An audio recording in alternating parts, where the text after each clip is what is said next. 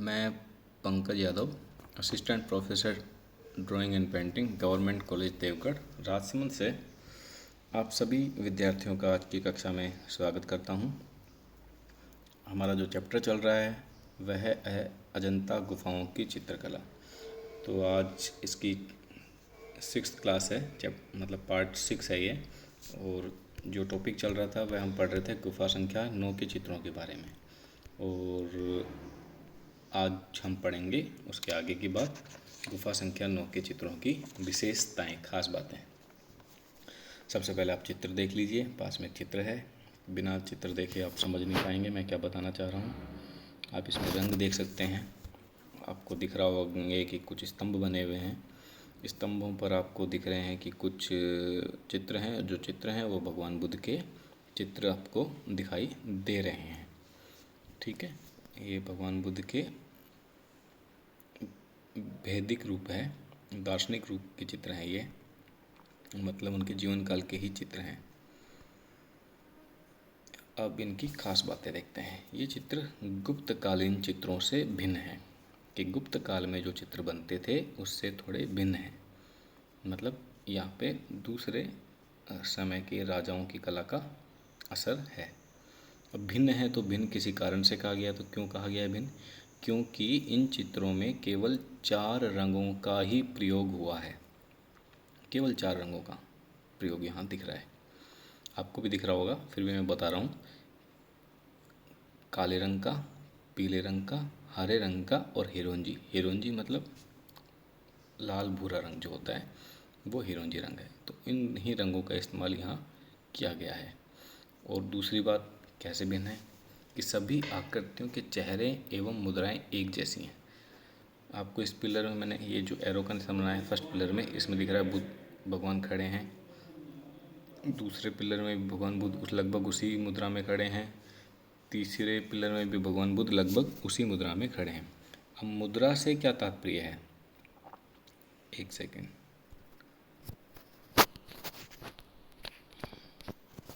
मुद्रा से क्या तात्पर्य? मुद्रा का मतलब अवस्था, कि वह खड़ी अवस्था में है या बैठी अवस्था में है। तो यह जो पोजीशन होती है तो उसे ही हम मुद्रा कहते हैं। खड़े होने की, बैठने की, हिलने डुलने की जो तरीका है, अवस्था है, वही मुद्रा कहलाती है। अब तीसरी खास बात कि भाव भंगिमाओं का अभाव है। भाव मतलब जब आप चेहरा देखते हैं तो आप नहीं समझ पाते कि चित्र में कौन सा भाव दिख रहा है। शांत रस, गुस्से का, क्रोध का, डर का, हंसी का, किस चीज़ का भय, वो किस चीज़ का भाव इसमें दिख रहा है, ये आप समझ नहीं पा रहे इनके चेहरे को देखकर। भंगिमाओं मतलब मुद्राओं को ही एक और उसका पर्यायवाची शब्द है भंगिमाएं। भंग मतलब शरीर की मुद्राओं में कहीं मुड़ी हुई हैं, कहीं और कोई तरीके से बैठी हुई हैं, तो उन्हें भंगिमाएं कहते हैं। इन भंगिमाओं के बारे में फिर कभी और अच्छा टॉपिक आएगा तो मैं इसके बारे में और खुलकर बताऊंगा। आँखें भाव शून्य हैं, मतलब आँखों से भी आप चित्र के भाव को नहीं पहचान पा रहे। और जितनी भी आकृतियाँ बनी हैं वह ज़्यादातर स्तंभों पर बनी हैं। और स्तंभों पर कौन सी आकृतियाँ ज़्यादा बनी हैं? बुद्ध की आकृतियाँ। तो यह चित्र में आपको दिखाई दे रहा है। तो ये कुछ खास बातें थी इस गुफा संख्या 9 के चित्रों की। अब अगली जो गुफा है वह गुफा संख्या 10 है। तो वह भी क्या है? एक चैत्य गुफा है। तो इसलिए मैं वो स्तूप की फ़ोटो फिर से नहीं डाल रहा हूँ।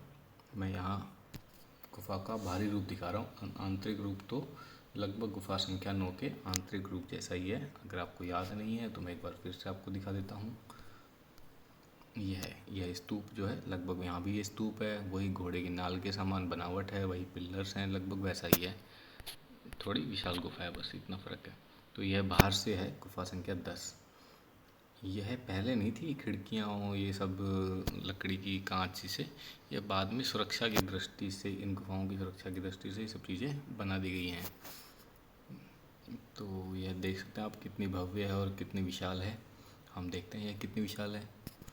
तो यह एक प्राचीनतम चैत्य गुफा है, मतलब चैत्य गुफाओं में भी सबसे ज़्यादा प्राचीन में से यह है। इसकी गहराई 95 फीट, मतलब इसको खोदा कितना गया है, कितना गहरा, कितना अंदर तक खोदा गया है, इसको कितना अंदर तक बनाया गया है। तो यह 95 फीट अंदर तक बनाई गई है। बहुत बहुत बड़ी बात है 95 फीट अंदर तक खोद कर वो भी मंदिर नुमा चीज़ बनाना, वो भी पहाड़ को कितने कठोर चट्टानें होती हैं। तो वास्तव में विस्मित कर देने वाली चीज़ें हैं सभी। ऊंचाई 36 फीट है, मतलब ज़मीन से, मतलब इसके गुफा के धरातल से लेकर छत तक की जो ऊंचाई है वह 36 फीट है। आपको दिख ही रहे हैं 6 फीट के इंसान हैं, आप गणना कर लीजिए, कम से कम 6 गुना बल्कि ज़्यादा ही लग रहा है ये तो यह इसका नाप जोक है। इस गुफा का जो पिछला हिस्सा है वह घोड़े की नाल की तरह सेम गुफा संख्या 9 की तरह ही है। ये जो गुफा है, यह गुफा आंध्र सातवाहन काल में, सातवाहन शासक जो थे आंध्र प्रदेश के, उनके शासनकाल में लगभग 200 ईसा पूर्व के आसपास ही यह बनी है। पता कैसे चलता है कि गुफा के बाहर एक लेख खुदा हुआ है। लेख आपको मिल जाते हैं, ज़्यादातर राजा महाराजा जब भी कुछ बनाते थे तो उस समय पेंट ब्रश से लेकर लिखते नहीं थे, वो उसको स्थायी करने के लिए पत्थर पर कुछ उकेर देते थे। उकेरने से वह जो लेख है वह चिर स्थायी हो जाता था। तो उस लेख से हमें पता चलता है। अब यह लेख आपको समझ में नहीं आ रहा क्योंकि ये देवनागरी लिपि नहीं है, ये कोई अन्य लिपि है, उसमें लिखा गया है। पर जैसे कि आपको पता है पुरातत्व विशेषज्ञ जो होते हैं वह इन लिपियों को अच्छे से समझते हैं। उन्होंने इस लिपि को पढ़ के बताया कि यह आंध्र सातवाहन काल में 200 ईसा पूर्व में बनाई गई है। यह भी किसी राजा ने किसी संघ को या बौद्ध भिक्षु को दान देने के लिए बनवाई थी। यहाँ 2 कालों के चित्र बने हैं। 2 कालों से क्या मतलब है कि यहाँ जो एक चित्र है वह पहले बने हैं, उसमें केवल जातक कथाएं आती हैं। फिर बाद में लगभग 150 साल बाद फिर से चित्र बने हैं, वह उनसे थोड़े अलग प्रकार के हैं। दोनों को आप देखेंगे तो समझ जाएंगे कि ये थोड़े अलग समय के हैं और ये अलग समय के हैं। यह कुछ खास बातें थी गुफा संख्या 10 के बारे में। अब हम इनके चित्रों के बारे में चलते हैं, चित्रों के बारे में आगे पढ़ते हैं। तो यहाँ एक चित्र है, इसमें हाथी दिख रहे हैं, मानव दिख रहे हैं और एक कहीं एक झरोखा, एक कैसे बताएं, कोई कमरा नुमा है, उसमें कुछ आकृतियाँ दिख रही हैं आपको। पर मैं आपको एक चीज़ बता दूं कि यह जो चित्र है 6 दंत जातक का था। ये जो चित्र है ये गुफा संख्या 10 में भी बना है और गुफा संख्या 17 में बना है। मुझे ये गुफा संख्या 10 वाला उपलब्ध नहीं हुआ तो मैंने यहाँ गुफा संख्या 17 का चित्र जो है वो ही उकेर दिया है। पर दोनों में लगभग सेम सा ही है, कथानक तो सेम ही है, बस आकृतियाँ थोड़ी अलग हैं, पर आप समझ पाएंगे कि किस तरह से क्या क्या बना होगा। यहाँ एक हाथी दिख रहा है, अन्य हाथी भी आपको यहाँ दिख रहे हैं और ये हाथियों की क्रीड़ाएँ हैं, हाथियों के कुछ काम हैं। तो 6 दंत नाम से लग रहा है, 6 दंत जातक मतलब 6 दांत।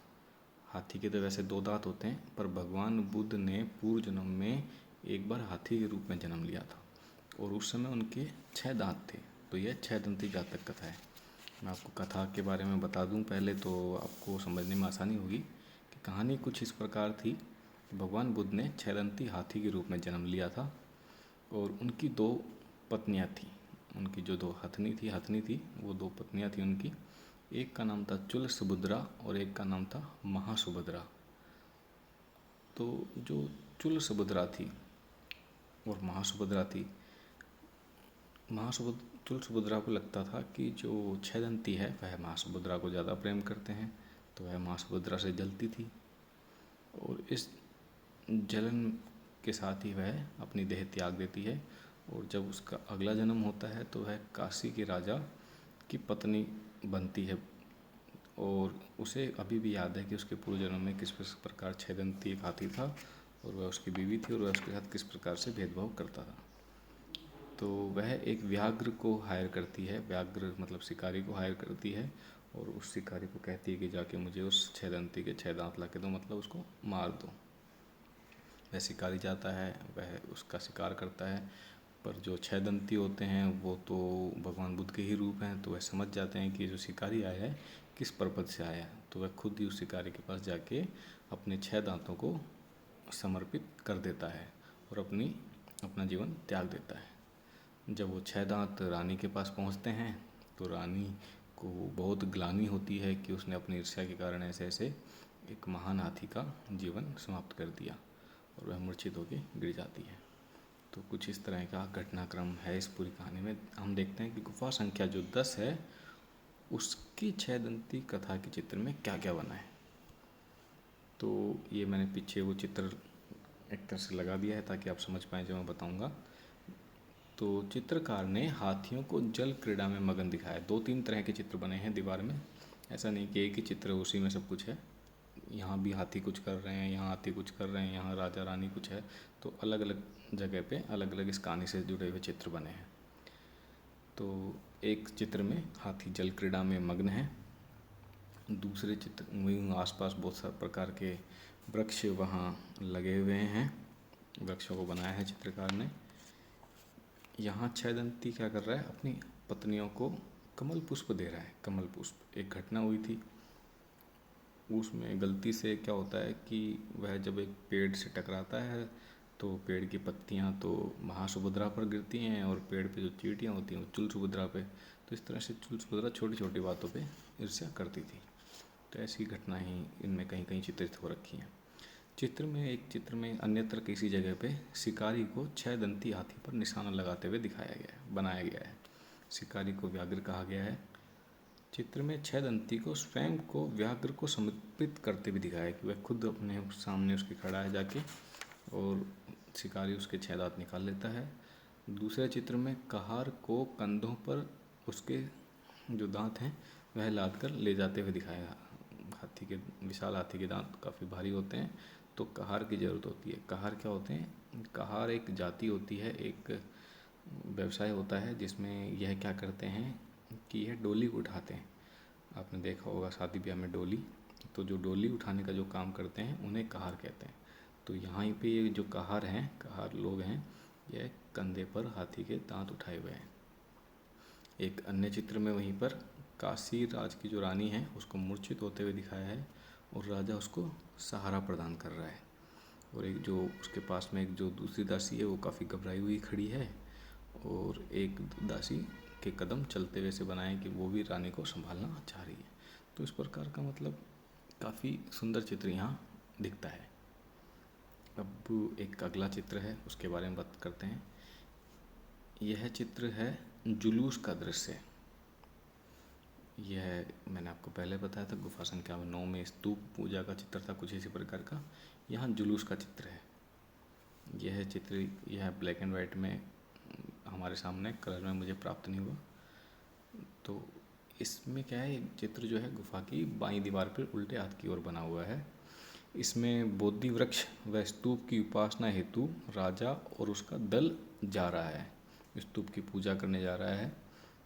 बोधि वृक्ष जो होते हैं जहाँ भगवान बुद्ध ने जिसके नीचे तपस्या निर्वाण प्राप्त किया था, तो उस वृक्ष की पूजा करने जा रहे हैं। राजा के साथ 8 स्त्रियाँ दिखाई दे रही हैं और साथ में घुड़सवार दल भी चल रहा है। आप देखेंगे कि इस चित्र का निचला हिस्सा नष्ट हो गया है। 2000 साल 1500 साल पुराना चित्र है तो नष्ट हो गया है। इस चित्र में क्या है, और स्त्रियों को का जो ऊपरी भाग है वह निवस्त्र बनाया गया है। ऊपरी भाग को वस्त्रों से ढका नहीं गया है। शायद उनकी सुंदरता को और अधिक बढ़ाने के लिए चित्रकार ने यह कार्य किया होगा। धन्यवाद।